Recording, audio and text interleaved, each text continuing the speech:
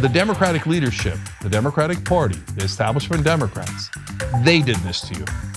They lost to that buffoon twice. They're not honest, they're not competent, they're not the best of us, they're the worst of us. In the wake of last night's disastrous presidential loss for Kamala Harris, Bernie Sanders is taking harder shots than he has ever taken against the Democratic Party. And I welcome it. I will allow it because it is necessary.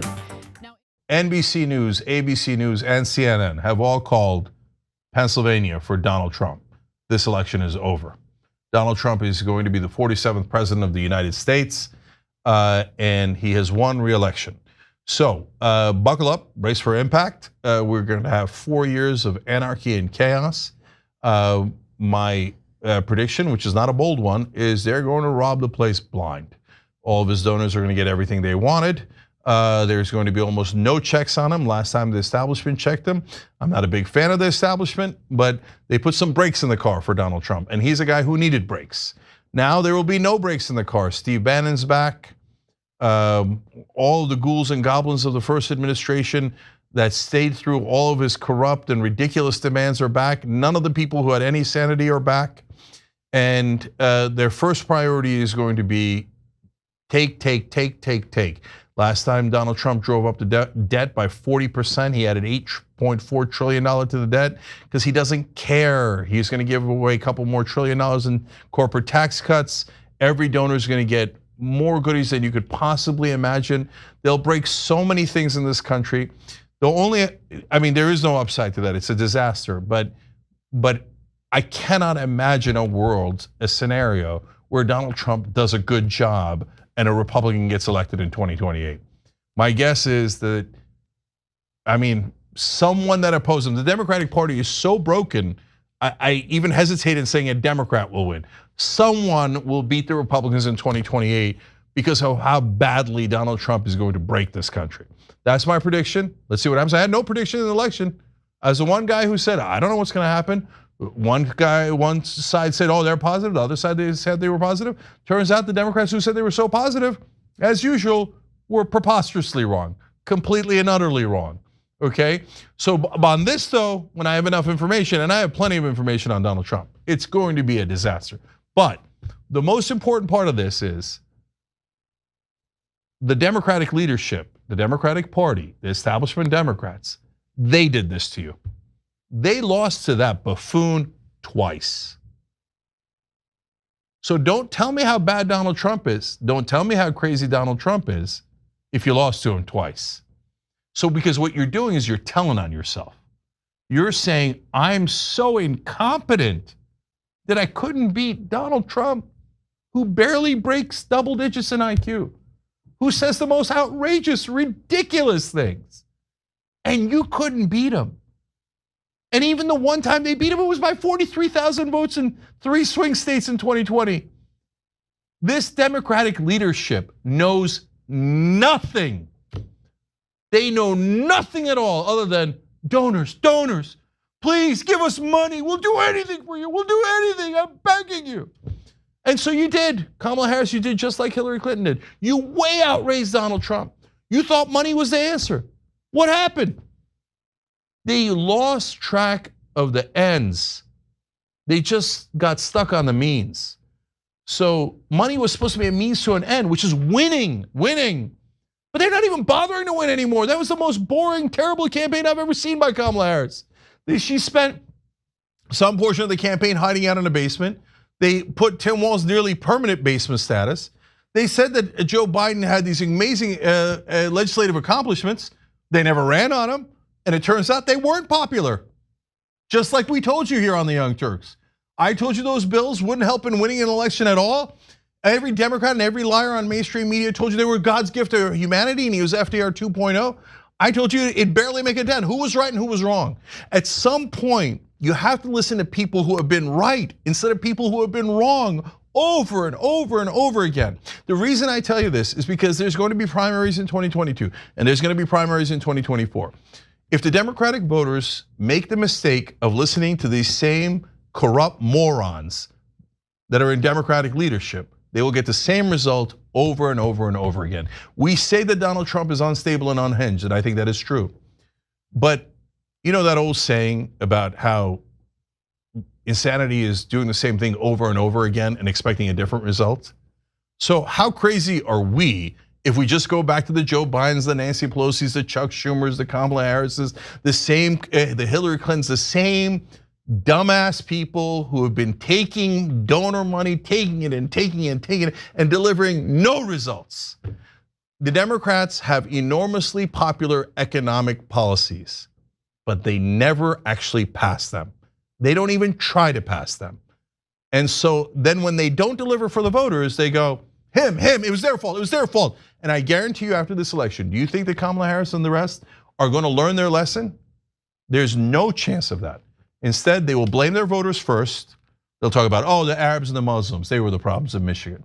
They'll talk about young black men didn't turn out. Oh, women should have turned out more. Oh, we Latinos, how dare they go with a racist Donald Trump? And then they'll say, oh, the country's too racist, the country's too sexist. 100%. In fact, we had a Democratic congressman on today who said those very same things. It's just, I'm so sick of the refusal to do any self-reflection at all and to lash out as if the electorate, like the onus is on the electorate to get them elected. Like they're entitled to the voters working for them. And it's like, no.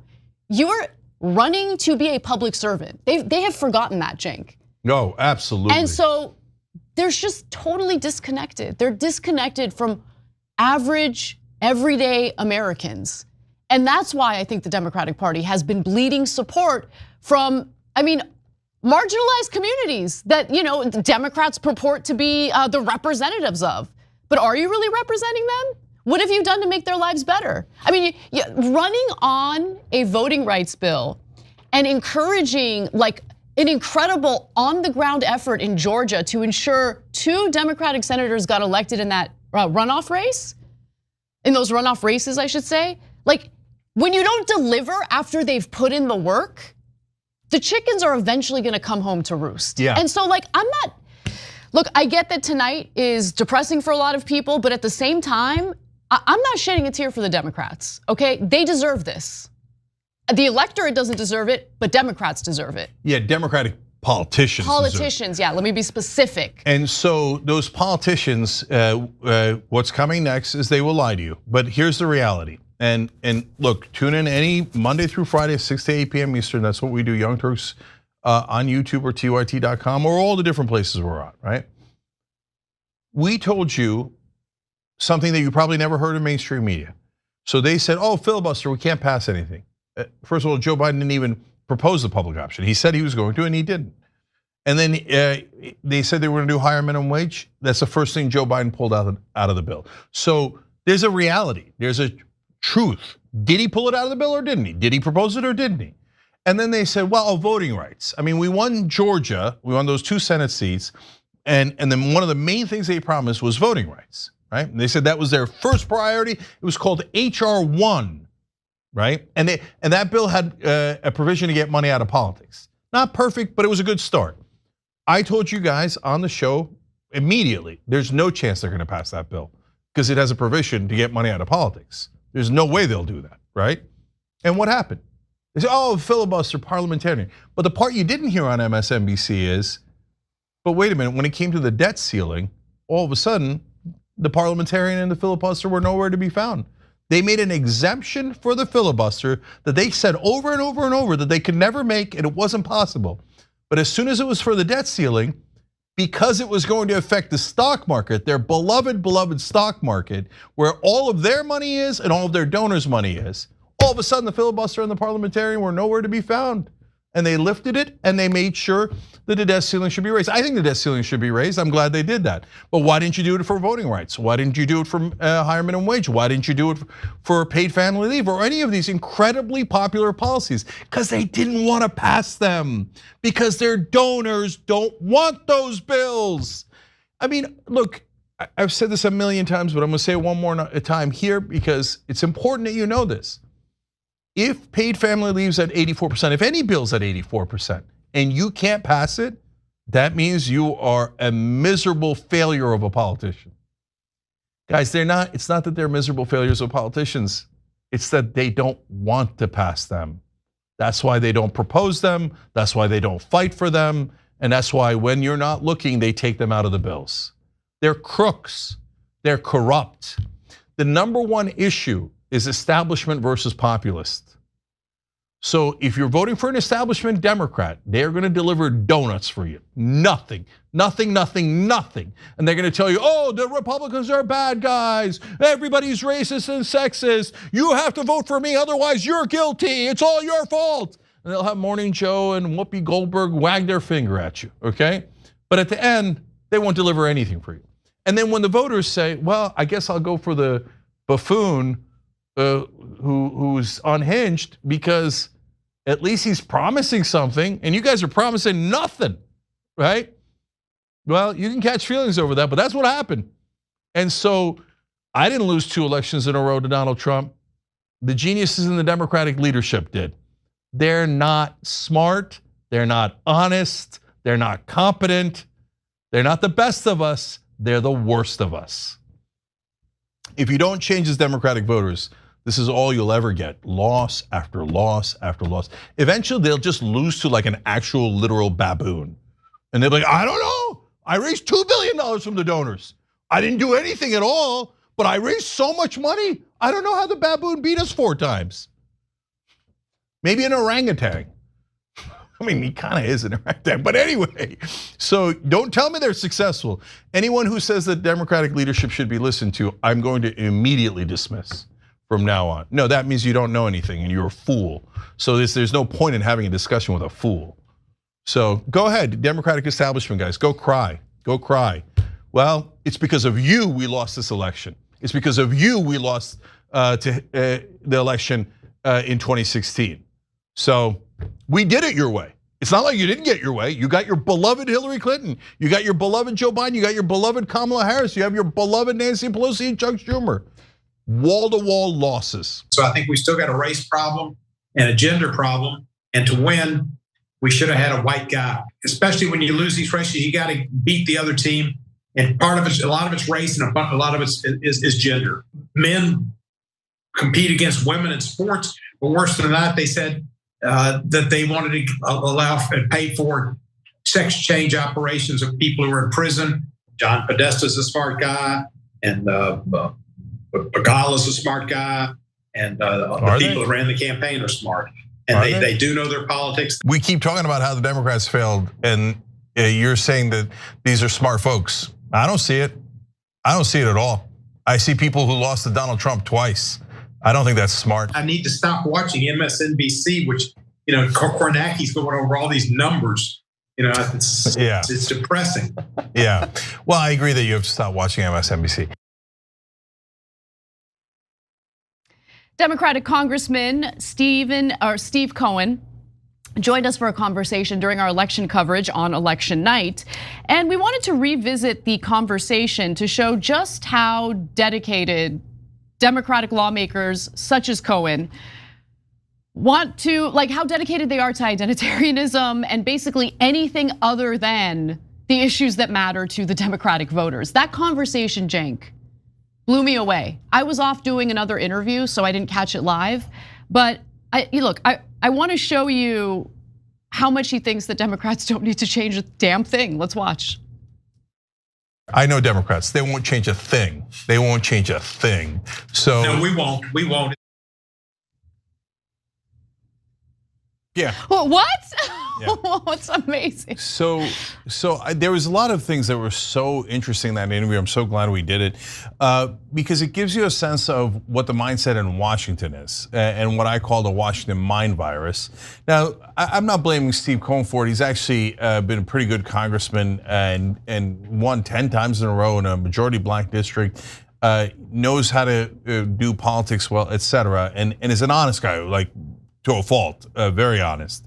And he clarified the white man comment a little bit later, but he's not trying to say we only have to have white guys running. On the other hand, he does believe in identity politics. And so all the things that he said are things that almost all Democratic congresspeople in Washington believe. And that's the problem. The problem isn't Steve Cohen. The problem is the mindset. And so yeah, he's just one example, right? Right. kind of the hive mind of the Democratic establishment. That's right. That's why I'm calling it the Washington mind virus, right? And so they think that, well, it's first we got to get the demographics right. Guys, I don't know if you know this, but Trump won Latino men, period. He won the popular vote, period. So this whole like, oh, okay, now the Latinos are on our side and what are we gonna do with women and all this identity politics, it doesn't matter if you don't deliver for any of them. And they're just not getting it, right? And the idea that these guys who do one gigantic failure after another, no matter how many times they fail, Democrats in Washington are like, super smart guys, we gotta listen to them. Why? So let's get to the substance. Let's hear him out in regard to what he believes went wrong with Kamala Harris and the Democrats this time around in the 2024 presidential race. What do you think went wrong in the Kamala Harris Democratic campaign against Trump here? You know, it's hard to say. I mean, I thought she ran a pretty good campaign, but I don't know that she was her strongest candidate. There's still probably a little antipathy towards a woman being president. And there's probably still some racial antipathy. You know, Barack won. Barack did fabulous, but it was Barack's election that brought it back about Donald Trump. And there were a lot of people that didn't like it and never did like it and didn't want to see it happen. And they didn't want to see another African-American be president. So I think we still got a race problem and a gender problem. And to win, we should have had a white guy. I mean, people are going to be mad, but that's the facts. The demographics worked against us, I think, because Kamala ran a good campaign and she's smart and she's experienced. It didn't make enough of a difference. Well, I think it's worth discussing the fact that Donald Trump actually managed to increase his support among various groups of people, including black males and also Latino voters, Arab voters. Now, let's get to the details on that. NBC News found Latino men were breaking for Trump by a 10-point margin. Their exit polling found Trump secured 54% of the male Latino vote support in comparison to Harris's 44%. 4 years ago, Latino men backed Biden over Trump, 59% to 36%. Now, Trump's appeal to Latino men is largely economic. Okay, largely economic. And look, it's not just based on this one excerpt from this one piece. They've been saying it over and over and over again in poll after poll after poll. Economy, number one priority, economy, number one priority. It must be racism, it must be sexism. And no, they're telling you. No matter how many times they tell pollsters, online focus groups, whatever it might be, hey, it's the economy, stupid. They turn around and go, so you really want to protect undocumented immigrants? They're like, no, I don't know how much clearer do I need to be. Look, here's the problem with not just Democrats, but people that are in Washington. They view people in buckets and they think everybody in the bucket does the same thing. Is a monolith. Yeah, but that's not how it works in the real world. You know what Latinos are? Human beings. It's like everybody else. They have different opinions, etc. And you got to deliver for them like you would anybody. And delivering doesn't mean just on Latino issues. It means on human issues. Now, I hear the arguments already from the Democratic loyalists who say, well, I mean, the economy has improved under Joe Biden. And they'll note the unemployment rate, which is true. There's a low unemployment rate. They'll note the GDP. But guys, I want to be clear about something. And this is a point that I made during the Trump administration, when the Trump administration was, boastful about their low unemployment rates. Okay, but what are the quality of those jobs? Are these well-paying jobs with benefits? Are these full-time jobs or are these temporary jobs, part-time jobs? Do Americans need to cobble together several jobs just to make ends meet? That's a real question that I don't really see the Democratic Party delving into, probably because there are some inconvenient truths there that they don't want to have to contend with. The other issue is, I don't care about the GDP. Ordinary Americans, average Americans, don't care about the GDP. The GDP is not a metric that you should be boastful about when you're trying to make a case to ordinary Americans in regard to how the economy is doing. Now, if you want to mention that as one throwaway metric, that's fine. But when it comes to ordinary people, day to day, what percentage of them are living paycheck to paycheck? Yeah. What percentage of them are not gainfully employed? What percentage of them are in an insane amount of debt. Consumer debt is at record levels right now. These are issues that the Democratic Party has failed to address, and instead they have decided to really lean into the identitarianism, which is unpopular, mostly because it divides Americans based on either their race or their gender or their sexual identity. And at the same time, it leads to one ploy from the Democratic Party over and over again, and that's scolding, constant accusations of either racism, bigotry, misogyny. People are sick of it. You're gonna lose support among voters if that's your only game, if you're a one-trick pony and that's the only thing you campaign on. And there's one other problem with what he was saying there. He's talking about, did we have the right candidate? Did she run a good campaign? She ran a good campaign. No, she didn't. She ran a terrible campaign, but Democrats in Washington don't understand that because they think, what do you mean? She did the standard things. She went and did mainstream media. She raised $1 billion. What else can you do? My God, you raised $1 billion. The other thing you could do is win. And so, and would it have mattered if they had another corporate robot instead of this corporate robot? It wouldn't have mattered at all because you guys are missing the forest for the trees, right? But the real issue is you keep running people who are doing talking points, and they won't waver from whatever the donors want at all. We'll talk more about it later in the show, right? Tons of ballot measures that passed that were Democratic policies, but you don't run on those policies because the donors don't want those policies. I wouldn't even, Cenk, don't make the mistake of saying Democratic policies anymore, okay? They're economic populist policies that the mainstream Democratic Party has completely abandoned and instead has focused on the identitarianism. Yeah, and I'll explain why a little bit later. But in this case, I think he's fundamentally wrong. I think almost all the Democrats in Washington think exactly like him, which is, well, if we had a different robot with different talking points and appeal to different demographics, then we would have won. No, you're going an establishment route. That is a dead end. You have to turn around and go towards populism and actually delivering for your voters. But that's the thing they just can't even comprehend, like at this point. Now, and then they wonder why they lost. Now I want to be clear, I don't think that this ideology or mentality is representative of the whole of the Democratic Party. But after the election results, after the election results last night, I saw a few people on social media say some pretty disgusting things about Latinos, especially Latino men, because they have decided to basically support Donald Trump. And they keep stating it has to do with economic reasons. But remember, women were supposed to be the ones to save Kamala Harris. She actually managed to lose support among women. More women voted for Joe Biden than they did for Kamala Harris overall. Also, she lost support among Latino women as well. Harris had a 25-point advantage with Latina women, down from Biden's 29-point lead. 39-point lead in 2020. And again, in fact, more women voted for Biden than Harris. Biden won them by 57%. Harris won them by 54%. Also, 8 in 10 black voters supported Harris, which is still an overwhelming majority. But that's still down from the roughly 9 in 10 who backed Biden. So are they also racist and sexist too? Look, they probably will claim that. Anyway, look guys, all of this is the wrong way of thinking about it. So instead of berating which demographic group betrayed you, first of all, they didn't owe you anything, you owed them something. You should be worried about, hey, how do I deliver for them? But secondly, this whole idea of Biden versus Harris is wrong. It was, at the time, Biden was providing a change from Donald Trump and the debacle that we were in during COVID.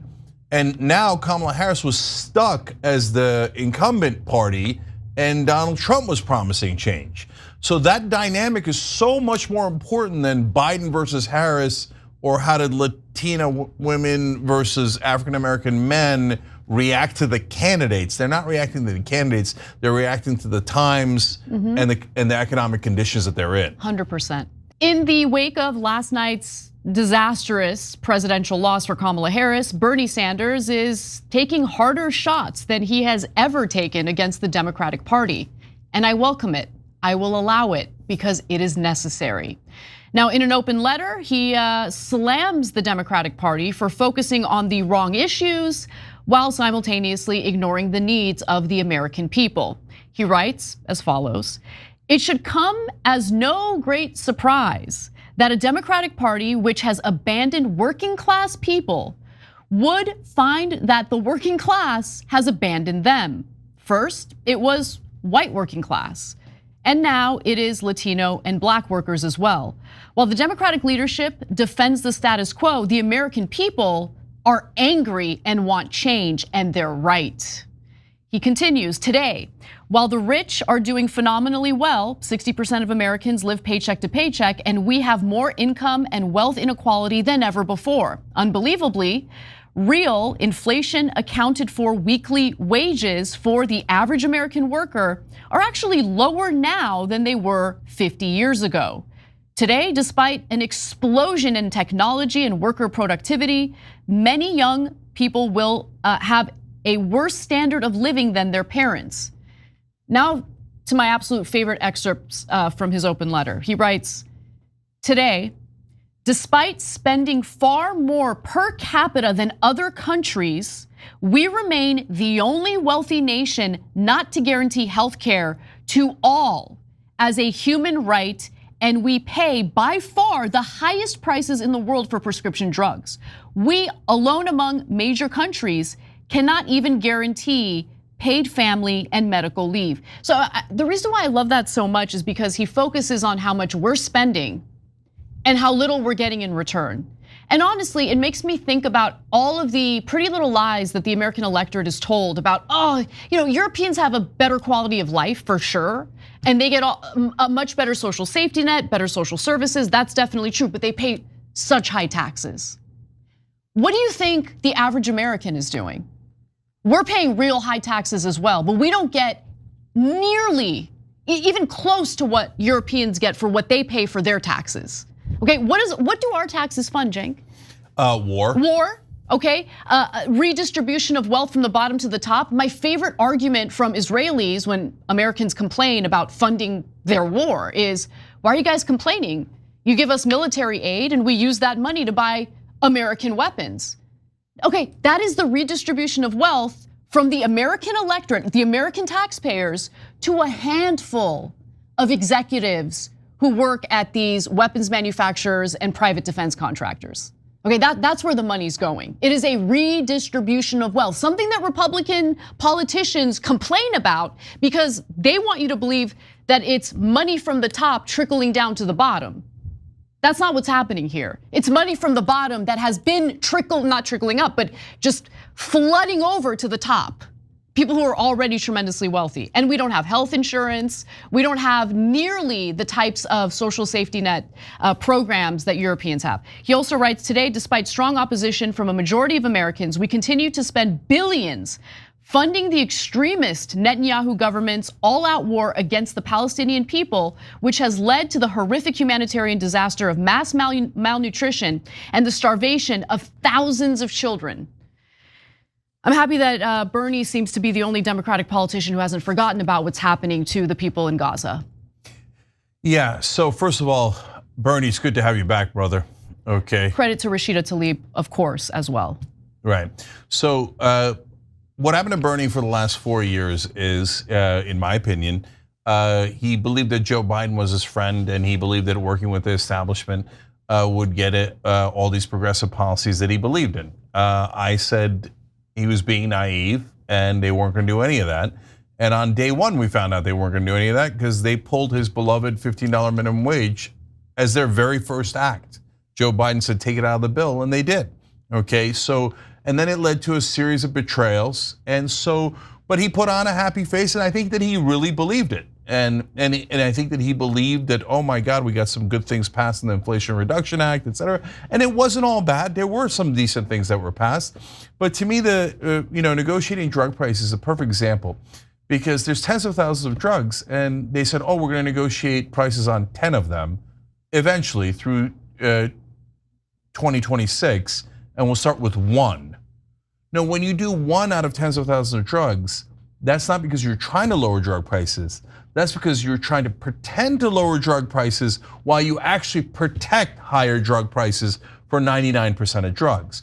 So I think that today, the reason why the Bernie we know and love is back and making these good, tough points against the establishment is because he realized, oh no, working with them didn't lead to anything that they said would happen. They promised this, that, and the other thing. They promised they knew how to run a campaign. They promised they'd do it the next time around. And what happened? There is no next time around. They didn't know how to run a campaign. They never got the great majority of that stuff passed, and they never meant it. So, but when you play footsie with the establishment and you buy into their ideas that of gradualism and eventually we'll get there, it's a trap.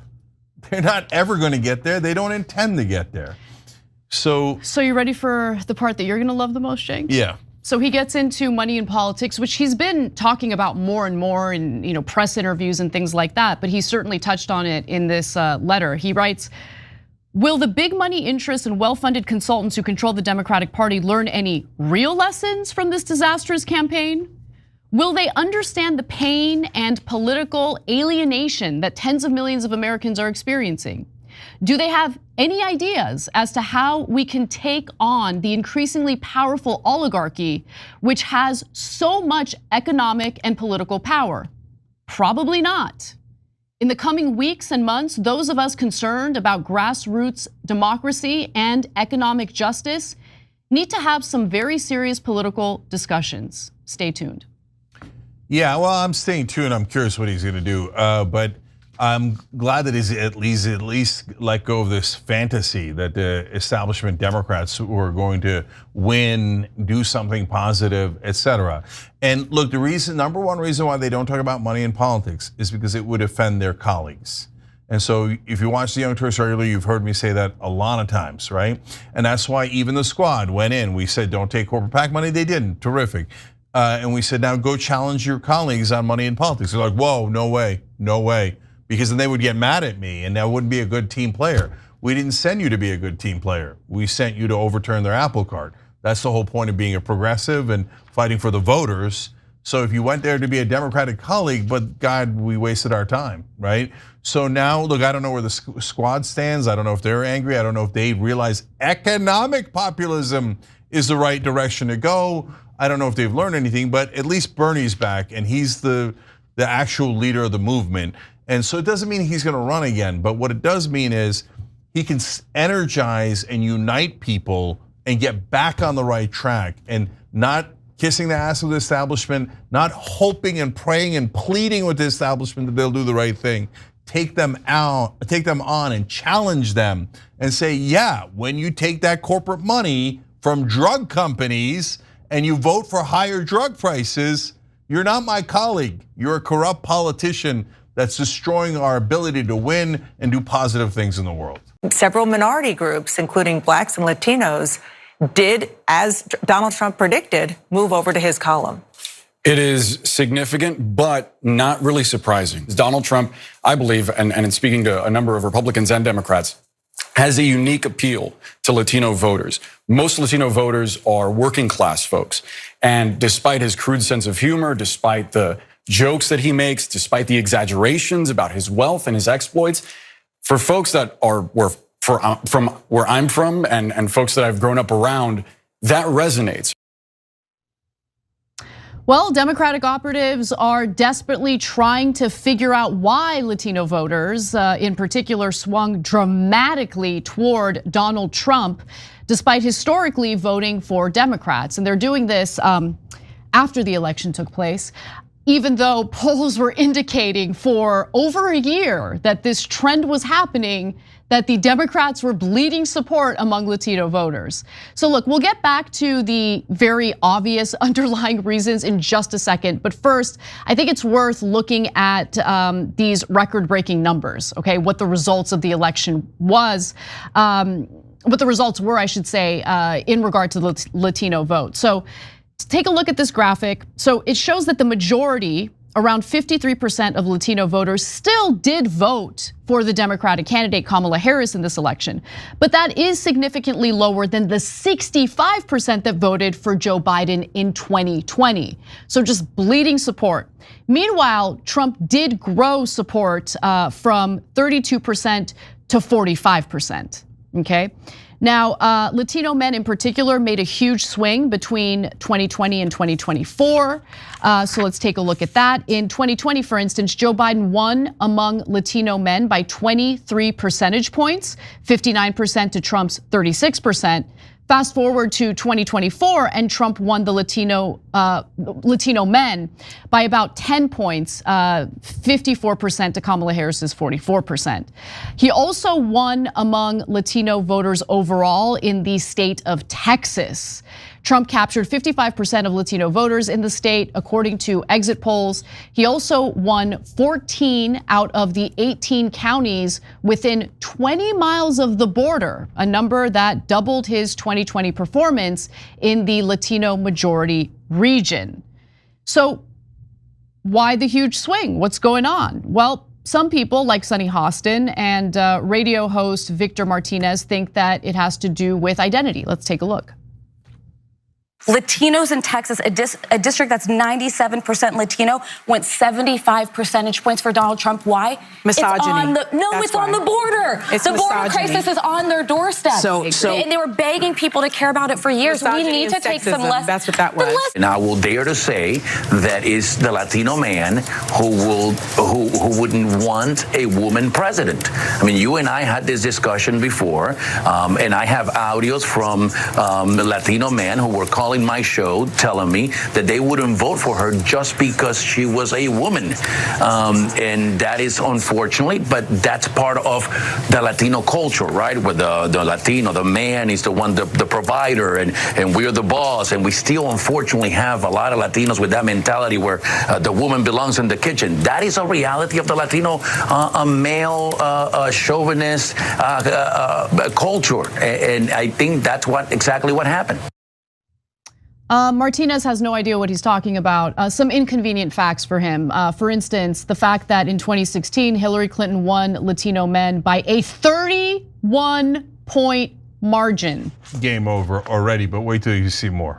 And if you think it's mainly because of racism, that also doesn't quite jive with the fact that Latinos voted for Barack Obama over Mitt Romney, 71% to Romney's 27%. What are we doing, Democrats? Like, what do you? They're gone, Cenk. They're gone. Like unable, unwilling to ever do even a little bit of self-reflection. No, but I hear what they're saying. The Latino, Mexican culture in particular, so machismo. They never vote for a woman. That's why Mexico currently has a woman president. Weird. Oops. Weird. Oops. Yeah. Okay. But go ahead, blame your own voters, you morons. So now you're going to blame not the person who ran the campaign. By the way, why don't they do that? Because Sunny Hostin and almost everybody on TV is great personal friends with Kamala Harris and Joe Biden and all those guys. So it can't possibly be beloved Kamala Harris's fault. That's why yesterday we showed you clips of these same people saying that Kamala Harris ran a flawless campaign. Flawless. Queen Latifah. Queen Latifah was on her side. And normally Queen Latifah doesn't endorse people. Nevertheless, they ran this perfect campaign. I mean, she happened to lose. But other than that, she got Queen Latifah. So now these morons are saying, oh, I got a great idea for the next election. Why don't we punch our own voters in the face and smear them so they'll hate us even more? Okay, because that'll probably help us in the next election. I think that might be a better strategy than Kamala Harris's brilliant strategy of running with a neocon like Liz Cheney. Let's see how it works out. It's just, look, I get it. I get that it's difficult to do self-reflection. I get that it's difficult to own up to mistakes, misjudgments. I totally get that. With that said, no one is entitled to a damn thing. Okay, no Democratic candidate is entitled to a damn thing. Even if the other guy is Satan himself, okay? The Democrat has to earn votes. And the fact that they feel so entitled, they feel so entitled that after losing the election, they're just lashing out at the electorate. That's all they've been doing. That is literally all I've seen from the Democratic Party. It's crazy. By the way, look, I've said it on this show. I'm about to go and say it on other shows. Here's who I blame for the loss: Kamala Harris. Isn't that weird that almost no one on TV is saying that? Like literally saying the words out loud, Kamala Harris is at fault. You know why? Everyone on TV is craving access to the powerful, or is personal friends with her, or are such elites, they think the idea of criticizing the actual candidate is unthinkable, unthinkable. She's so important. She's a celebrity, she's famous, she's powerful. You can't just, that sounds outrageous to blame Kamala Harris. That's offensive. But blaming all Latino men, not offensive. Interesting. Now, and remember, by the way, the Republicans are the racists.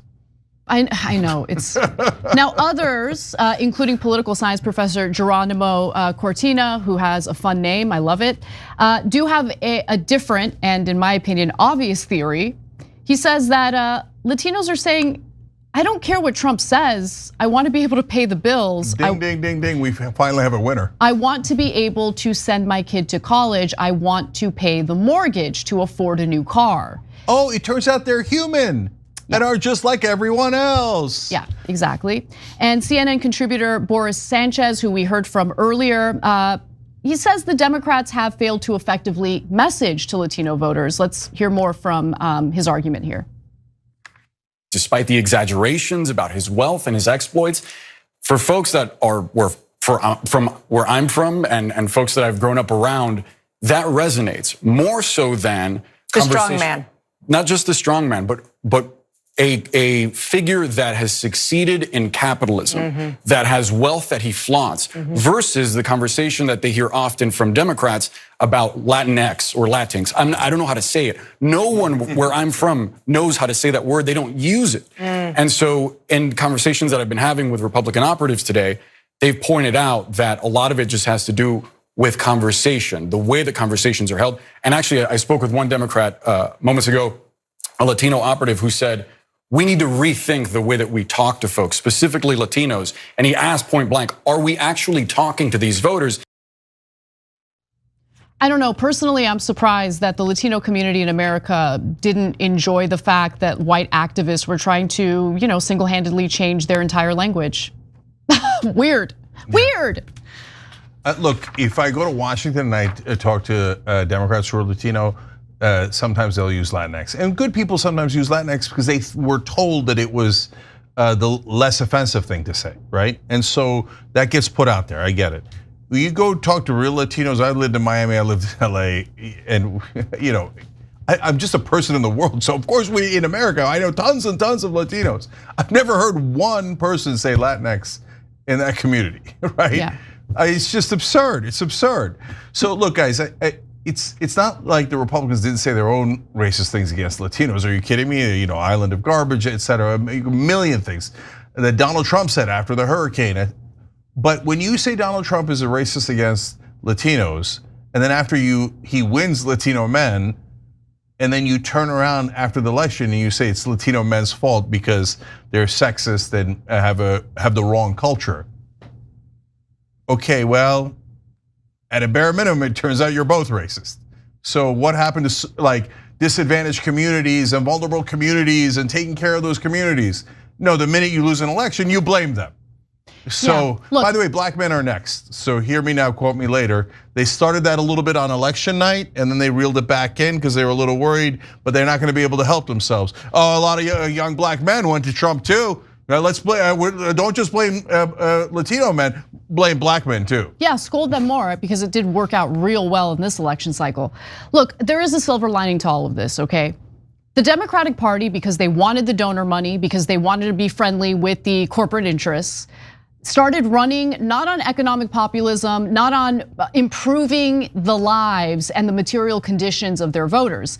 They left that behind and instead leaned in hard on identity politics. And guess what? That's not paying the dividends that it used to anymore. And so either they're going to wisen up to that reality or they're gonna keep losing. But I do think that the era of shallow identitarianism is coming to an end. And I think that's a win for all of us. Yeah, look, besides which, remember, there's two wings in the Democratic Party. There's the corporate establishment wing that's 98% of the party, and then there's Bernie Sanders. And so it doesn't have to be Bernie himself, but whoever gets the mantle of the Bernie's economic populism and stops talking about race 24/7 as if we're not all human beings, and this kind of weird racism that the Democrats have, that they think people will only vote based on their identity and not the content of their character and what they think, right? So those establishment Democrats are never going to win. They're going to lose in all these general elections. They've proven that they can't even beat Donald Trump, right? There's just no way they could possibly win. So the only hope we have is the Bernie Sanders wing winning a primary. And the good news is that wing is not racist. And that wing doesn't think in terms of race. It thinks in terms of class and other human beings, and how do we look out for all of us. Thanks for watching The Young Turks, really appreciate it. Another way to show support is through YouTube memberships. You'll get to interact with us more. There's live chat emojis, badges. You've got emojis of me, Anna, John, JR, so those are super fun. But you also get playback of our exclusive member-only shows and specials right after they air. So all of that, all you gotta do is click that join button right underneath the video. Thank you.